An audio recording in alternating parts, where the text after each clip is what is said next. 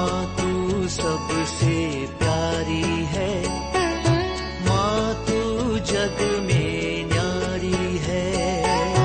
माँ तू सबसे प्यारी है, माँ तू जग में न्यारी है। अपने आंचल में रखना, अपने आंचल में रखना। हमें वरदानों से भरना। माँ तू सबसे प्यारी है, माँ तू जग में न्यारी है।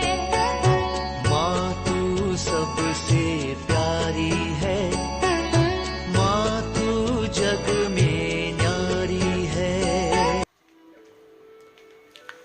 पिता, पुत्र और पवित्र आत्मा के नाम पर आमीन। आप सबों को जय यीशु। आज आगमन काल के मनन चिंतन में ईसा मसीह के जन्मावली में लिखा हुआ तीसरा जो स्त्री, उनका नाम है रूथ। हम लोगों ने परसों तामार के विषय में और कल राहाब के विषय में मनन चिंतन किया और आज रूत के विषय में मनन चिंतन करेंगे। रूत का एक किताब है, एक ग्रंथ है। यह रूत एक मोआबी स्त्री थी। ये इस्राएली नहीं, ये यहूदी नहीं, एक मोआबी अर्थात अन्य जाति की स्त्री। एक अन्य जाति के स्त्री का नाम में बाइबल के अंदर एक ग्रंथ है, रूत का ग्रंथ। उस ग्रंथ के अंदर हम लोग पढ़ते हैं एलीमेलेक और नोमी पति पत्नी मोवाब देश में जाकर के बसने के लिए गया। बेथलेहम से वो मोवाब देश में। वहां पर वाक्य 4 में पढ़ते हैं, उनके जो 2 पुत्र हैं, दोनों ने मोवाबी स्त्रियों के साथ विवाह किया। बड़ा वाले ने ओर्पा से शादी किया और दूसरे ने रूत से शादी किया। इसके बाद हम लोग पढ़ते हैं तुरंत इन दोनों का मृत्यु होते हैं, इन दोनों बेटों का मृत्यु होते हैं। केवल वो बहू और नोमी रह गया। घर का पिता का मृत्यु, दोनों बेटों का मृत्यु। इसके बाद नोमी सास और 2 बहुएं ओर्पा और रूथ। एक बार नोमी ने निर्णय किया, मैं वापस अपने देश बेथलेहम जाएंगी। इसलिए उसे पूर्व में अपने दोनों बहुओं से कहा, तुम लोग अभी बिल्कुल यंग हैं, अपने पिता के घर जाओ, दूसरे विवाह कर करके अपना दाम्पत्य जीवन को आगे बढ़ाओ और मैं अपने प्रियजनों के पास चले जाते हैं। तो उन्होंने पहले मना किया और नोमी ने बोला, मैं तो बूढ़ी हो गई, मैं अभी अपने कुटुंब में, अपने लोगों के देश में बेथलेहम जाकर के वहां रहूंगी। तुम लोग तुम्हारे जीवन को क्यों बर्बाद करना, जाओ। उसमें बड़ी वाली ओर्पा अपने घर वापस जाते हैं। इसके बाद कहीं भी हमें ओर्पा का बारे में पढ़ने के लिए नहीं मिलता, लेकिन वहां पर दूसरा जो बहू है, छोटी बहू रूत, अपने सास मां से क्या कहते हैं, वाक्य 16 में जाना चाहूंगा। रूत का ग्रंथ चैप्टर 1 वर्स 16, रूत अध्याय 1 वाक्य 16। किंतु रूत ने उत्तर दिया, इसके लिए अनुरोध ना कीजिए कि मैं आपको छोड़ दूं और लौटकर आपसे दूर हो जाऊं।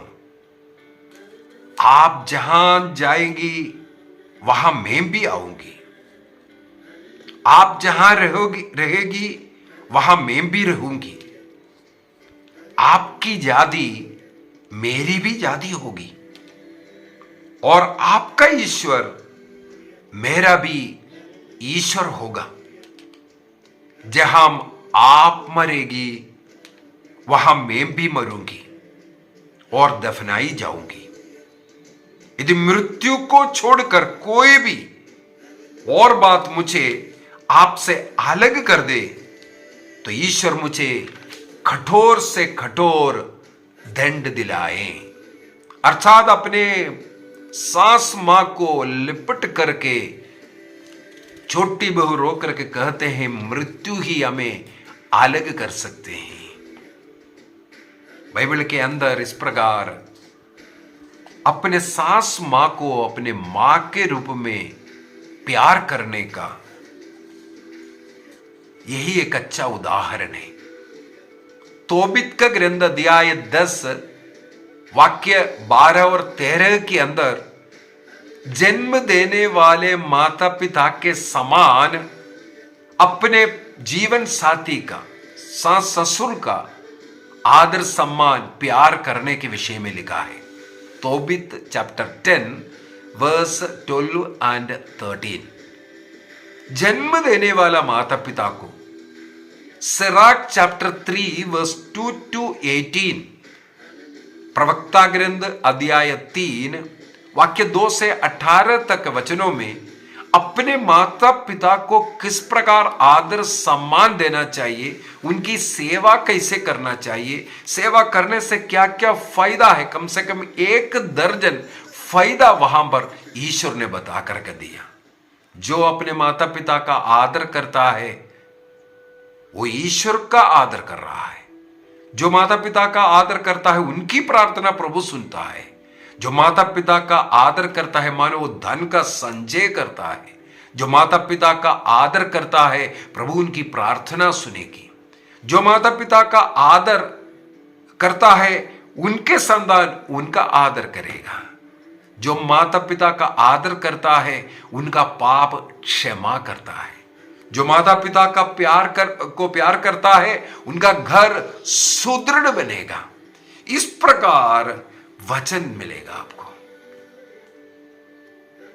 और तोबित का ग्रंथ अध्याय 10 वाक्य 12 और 13 के अंदर सारा के माता पिता सारा को तोबिया के साथ विदा करते हुए यही आशीर्वाद दे रहा है, बेटी सकुशल जाइए। आज से तुम्हारे पति का माता पिता हमारे जैसे, जिन्होंने हमने आपको जन्म दिया, हमारे जैसे होना चाहिए और तुम्हारे विषय में हम जीवन भर अच्छी बात सुने। कभी भी अपने सास ससुर से इसका मतलब झगड़ा नहीं करना, उनका अनादर नहीं करना, उनकी सेवा करते रहो, उनका आशीर्वाद इस प्रकार लेते रहना, ये लिखा हुआ है। माता पिता का आशीर्वाद, सास ससुर का आशीर्वाद, ईश्वर का आशीर्वाद है, ये बाइबल में पढ़ते हैं। इसका एक सबसे जीवित उदाहरण हमें इस रूत से मिलते हैं। रूत ने अपने सास से लिपट करके कहा, मैं शादी करने के लिए या आनंद का जीवन जीने के लिए मैं आपको छोड़ करके नहीं जाऊंगी।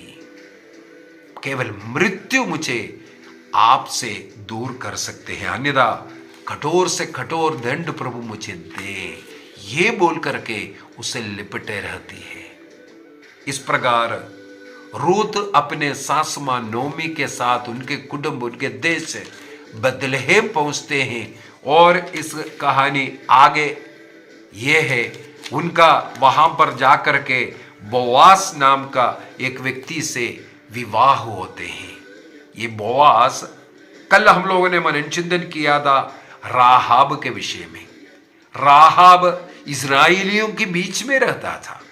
उस राहाब इस्राएलियों से, इस्राएली पुरुष से शादी कर करके जीवन जिया और उनको जो पुत्र हुआ वो बोआस का पिता है। बोआस का पिता बनने के लिए जो रूत जो विवाह किया है वो बोआस से है। बोवास यदि तामार से पहला वाला वो अगर देखेंगे, क्योंकि यहां पर लिखा हुआ है अध्याय 4 रूत का ग्रंथ अध्याय 4 वाक्य 18 से 22 तक यदि हम लोग पढ़ेंगे, हम लोगों ने सबसे पहले प्रभु यीशु मसीह के जन्मावली में लिखा हुआ जो महिला का नाम तामार के विषय में पढ़ा था, तामार का पुत्र पेरस के विषय में। वो वाक्य 18 में पेरस की वंशावली यहां पर लिखा हुआ है। तामार से अर्थात यूदा के द्वारा अपने बहू तामार में जन्म लेने वाला पेरस का जन्मावली, वो जन्मावली जाकर के दाऊद में आकर के रुकते हैं। 10वां पीढ़ी के रूप में दाऊद आते हैं वहां पर, और उससे पहले हम लोगों को बोवस मिलते हैं, बोवस से ओबेद मिलते हैं। तो मतलब है रूत और बोवस, बोवस का बेटा है ओबेद, ओबेद का बेटा है यिशे, यिशे का पुत्र दाऊद है। तो इस दाऊद के जन्मावली में अर्थात आगे चल करके ईसा मसीह के जन्मावली में ये रूत आने का एक ही मुख्य कारण है, एक मोवाबी स्त्री, अन्य जाति का स्त्री होकर के वो अपने सास मां का आदर सम्मान किया और अपने सास मां का जो ईश्वर को अपना ईश्वर बनाया, उनके जो रिश्तेदार है अपना रिश्तेदार बनाया।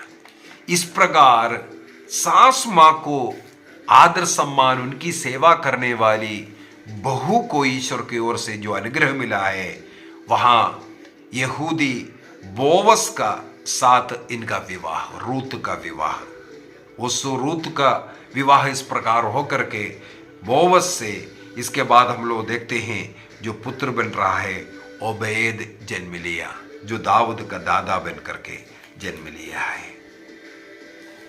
हमें आज एक ही निर्णय करना है। रूत हमें यह सिखाते हैं कि अपने माता पिता का आदर करना है, सेवा करना है। रूत को वैवाहिक जीवन से कोई खुशी आनंद नहीं मिला। उनका विवाह जरूर नोमी के बेटे से हुआ, लेकिन जल्दी उनका मृत्यु भी हुआ। इसके बावजूद भी वो बहू बन करके ईमानदारी के साथ उनके साथ जुड़े रहे। ईश्वर ने तब उनके जीवन में एक अलग कहानी बनाया। बोवस नाम का एक व्यक्ति को उनके लिए बेटा पति के रूप में ला करके दिया।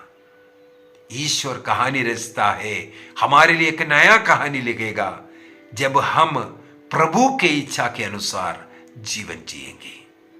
प्रभु का नियम के अनुसार रूत ने जब अपने सास को प्यार किया, आदर किया, सम्मान किया, सेवा किया, उनके लिए काम कर करके, खेतीबाड़ी कर करके उनकी मदद किया, तब ईश्वर ने उन्हें ईसा मसीह के जन्मावली में नाम लाने तक और उनके नाम से बाइबल में एक ग्रंथ रचा गया। इस प्रकार उनको ऊपर उठाया।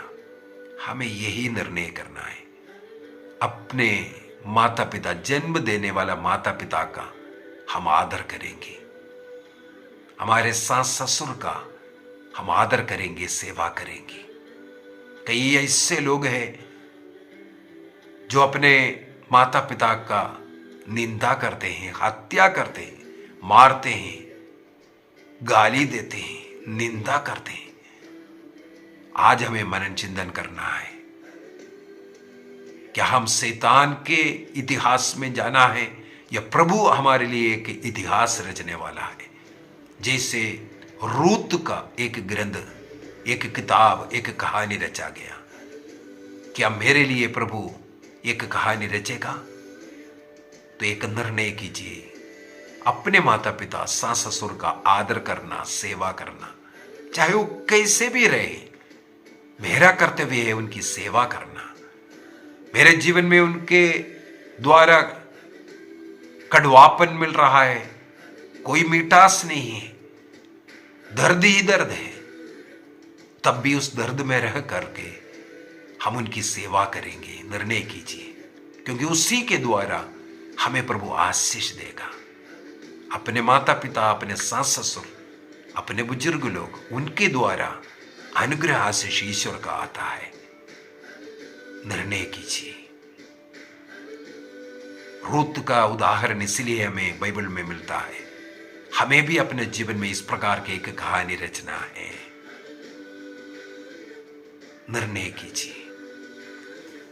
पिता, पुत्र और पवित्र आत्मा के नाम पर आमीन। आप सबों को जय यीशु।